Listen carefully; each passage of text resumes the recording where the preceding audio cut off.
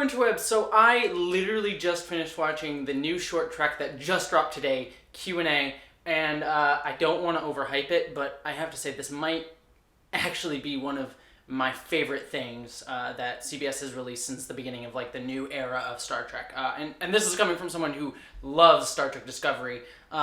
Q&A is, I think, honestly beautiful. I think it's a really wonderful short trek, and I think every Star Trek fan just should go out and watch it right now. I'm gonna give my review for it right now, but I have to say, at the end of it, I was quite literally like just swooning with emotion. It was this short trek just shows me like, yes, I think they finally captured and are understanding what Star Trek is, and I'm so here for it. It makes me so excited to see what's coming in Discovery and Picard, and hopefully a Pike series, because this short trek just makes me want a Pike series so badly. Let's get into it. I'm going to talk about all my thoughts on it very quickly here, but wow, just an absolutely amazing short trek. Okay, so I'm going to be looking at my notes as I go through this review, just because, I just watched it and I just was writing stuff down, and I just wanted to get this out as fast as possible for you guys, because I have to go and see the Joker in a little bit. So first off, I have to say the biggest thing with this is the sets look gorgeous. I mean, I really hope they're making a Pike series, not just for the sets, but like, honestly, if they just had like a whole show or just like walking around those sets, I would watch every second of it, because those sets are, oh, they're just so gorgeous. The Turbolift set, the transporter room set, the bridge set, gorgeous. And it would be a shame. It would be an absolute shame if they only built it for the short treks and the end of Star Trek Discovery Season 2. I just want more of it, just for how gorgeous this looks. It just shot and looks phenomenal. The whole short trek just looked perfect. Cinematography, all beautiful. I really liked how this short trek sort of started to dive into the similarities between Spock and Oona, and how they actually have a lot of similar characteristics. And as from the cage, they do kind of play very similarly, or at least Oona plays similarly to how Spock would eventually be portrayed later on. And Spock was actually a bit different in the cage. He would smile and have a bit more emotion than he would when we got to the actual series proper. And I like how in this, I'll get to this sort of later on, but I like how they sort of dealt with that difference right here and sort of addressed it as a sort of character moment between the two. I thought that was a really smart way to address that difference, and address how Spock also changes, going from, coming onto the ship, coming into the cage, and then going on to Discovery, and then the original series, and so on and so forth, and how his character arc sort of changed there. And you get to see a little piece of that character arc here. I think that's a really cool way to go. So the Spock and Oona get trapped in a turbolift, and they ask a lot of questions, things like that, and I thought that was sort of a great way for them to get to know each other. They, of course, Oona would be like, ask questions. I'm demanding, they gotta ask questions. You're a science officer. This is what you gotta do. It was cool to see Spock as an ensign. I think this is the youngest we've ever seen Spock canonically. Animated series, we got to see him as a kid too, and I guess Discovery, we got to see him as a kid as well, but in Starfleet, I think this is the youngest we've ever seen him, so it's cool to sort of see him as a younger ensign. And so I thought it was a good character moment for them to sort of like be asking questions of each other, and just like this constant rapid fire sort of Q&A, name of the episode. I thought it was a sort of clever conceit and something that fit perfectly within their characters. And I really liked some of the questions that they asked. I loved the Pike moment, where Spock asks Oona about Pike, and sort of says something about, what are the most salient facts about Pike, and Pike and Oona just has these beautiful thoughts about Pike, and then ends on sort of that joke about the horses. And I like that sort of character moment for Pike, because I don't think we got much about his horse love in the Discovery, but we saw a touch of it in the cage, and then I know it's been developed a lot in the novels that he has a big love for horses. So I like that, and I really, honestly, that little discussion of Pike is really just everything I love about Pike. That he's, to me, as much as I love all the other captains, I love Picard, I love Kirk, all that, I honestly still think Anson Mount's Pike in Star Trek Discovery Season 2 is possibly one of my favorite depictions of a Star Trek captain ever. And this only gets reaffirmed by that little moment, and I really just quite love that. That description of Pike is everything I love about Pike, about Star Trek, and about, just Star Trek in general, as I just said. I loved the prime directive question that Spock asked. Is like, it's kind of unethical, and then Una's like, just shut that down. Don't think about it anymore. And it's a brilliant question that I think has been debated since Star Trek began by all of us fans. So it's just hilarious to sort of see it come up here. And there's a lot of like cool little funny moments like that throughout all the questions. I think that was probably my favorite one. But then there's some brilliant moments in this episode I think really showcase that these writers are understanding what Star Trek is all about. There's several moments like when just this joy in exploration and exploration of diversity and exploration of discovery and going out into space and learning new things.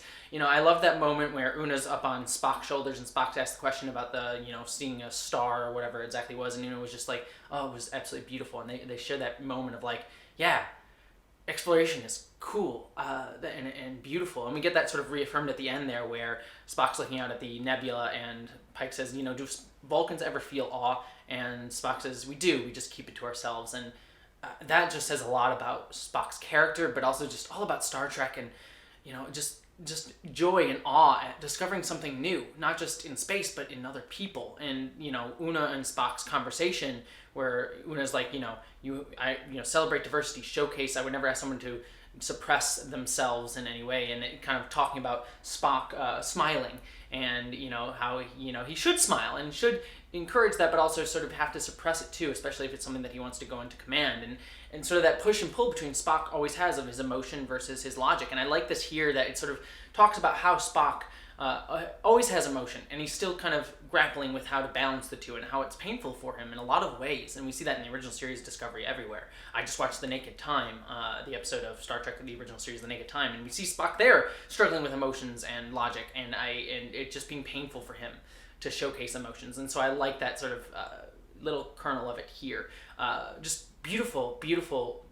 Like I said, it's just hard for me to describe it because it's just all beautiful. Just this recognition of the awe and joy and wonder of space and diversity and exploration, just crammed into this little episode. It's just everything I love about it. I'm sorry, I'm in awe of this episode. But I have to talk about really quickly this part where, Una shares her thing that she's had to suppress, her singing voice. And she sings, I am the major mother of a mother, that song. I don't know it off the top of my head, the name of it, but I've heard it a lot of times. And that was just, I was smiling throughout that whole little bit. I thought it was just kind of funny and cute and adorable and a great character moment for Una, this character who we were seeing as sort of very stoic and staunch. And I love those. That's one thing I love about, this current era of Star Trek and these characters. I love their, small character stuff, like that sort of singing stuff, and I loved how, Una would eat burgers and fries in Star Trek Discovery. Just, building up that character and just the idiosyncrasies of her is so fascinating, just beneath this veneer of this person that, in the original series, just, stoic commander, and then we're just getting, these little interesting idiosyncrasies with her that I think are really great. And then that moment where she stops singing and there's, a moment of disappointment, and then Spock joins in, and it was just funny. And I know some people might have issues with it, Spock, laughing and smiling at the end there, but I think, again, it goes to show, Spock's had to suppress that, and I just love moments where he gets to showcase that and actually feel his emotion, and it really felt cathartic in a way in that scene. And I know some people probably be like, Spock would never do that, but I thought it made sense for his character, especially, being an ensign at this point and still kind of grappling with emotions and logic since we see in the cage, and him sort of getting to express that just felt really cathartic in a really strong way. Oh, and I guess I should say, this is something I meant to say at the top, is I liked how we got to see the turbolift shafts. I know some people had problems what? That's a huge cavern of space in the Enterprise that we just never seen before. Where is all that space? And I think it's fine. And I kind of like that they kind of play with it here. It's people have to grapple down to get in there and help fix the turbolift, and it feels like it could be quite dangerous. Actually, if something happens with the turbolift, it's someone dies in a turbolift because it's this cavernous space and you fall out into this giant space. So I thought that was kind of cool and a little bit sort of poking fun, I think, at their own people's problems with Discovery having that big cavernous turbolift space in there. I think that's pretty much all my impressions for this. Like I said, I'm just sort of scattershotting a lot of stuff at you, my impressions of it. But overall, I think it was a really quite beautiful short trek, just visually beautiful, but also this shows me that this is what Star Trek is. This is what I really hope that CBS and Kurtzman and Discovery writers and Picard writers and all the other shows are finally starting to click and be this is what Star Trek is about. As much as I love Star Trek Discovery seasons 1 and 2, every piece they show me just keep getting further and further. And I think they're really refining what Star Trek is about. And this short trek just is like, this is everything I want. This is what I want from Star Trek, and a Star Trek in the modern day, and it's just fantastic. Just the beauty and awe and diversity and difference and exploration, and showing us characters who are idiosyncratic but getting along and learning to respect each other, but also learning from each other. Absolutely what I want. And more than anything, I think the biggest thing that comes out of this is just how badly I want a Pike series. I really want a Pike series after seeing this. Like, I want to see, Wrecker Main, number 1. I want to see Ethan Peck Spock. I want to see Anson Mount Pike in a show together so badly. I want it so badly.